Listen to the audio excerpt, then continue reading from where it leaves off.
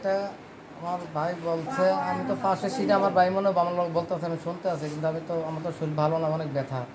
তো আমি যখন আমার ভাইয়ের শ্বশুর এবং আমার ভাইয়ের স্ত্রী এবং তার এক শালি এই চেয়ারম্যানের রুমে, তখন আমার এক আত্মীয় ফোন দিল যে এগো দেখলাম। পরে আমি গিয়ে তখন হেরা, পরে আমি দেখছি যে হেগো কাজে হেরা আইছে।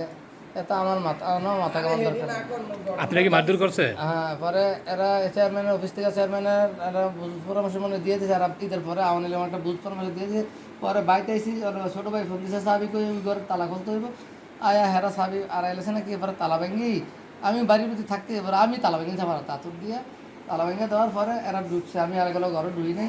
তো কি সব কিছু পাওয়ার পরে এরা যাইব লইয়া বার হইয়া এর মানে উত্তেজনা কইরা, মানে আমার আমার তালুরে আমি কইলাম আমার বাবাই মরছে, আমার চাষা মরছে হেজিনকা। আমি কইলাম যে আমার বাইরে যদি ভুল করতে হয় এইটা আপনি ফসলা শেষ করেন, আমার বাইরে কী করছে না করে আমি বুঝবো। আপনি যে জামে মিলাই দিয়ে যায়, মিলাই দিয়ে যাওয়ার পরে এবার বাকিটা আমি কেয়ার করতে দেখতেছি। পরে খোকন নাম্বার যদি হেরা মিলাই তো দিয়ে যায় না, এরপর দিন খোকন আমার ভাইয়া আর শ্বশুরে টিয়া দিছে, সেই টিয়াতে বাড়া টিয়া দিয়ে খোকন নম্বর সালিশ দিয়ে গেছে। তো খোকন নম্বর কয় না এই সমস্ত ফলাই তো এইরকম খারাপ না, আমরা দেখি না এই ঘটনা, এরকম খারাপ পোলাপাইন না।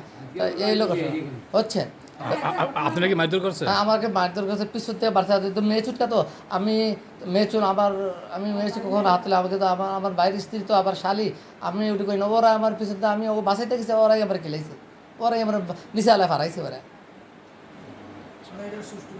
এটার একজন সুষ্ঠু বিচার চাই আমরা ওর কাছে ভাই।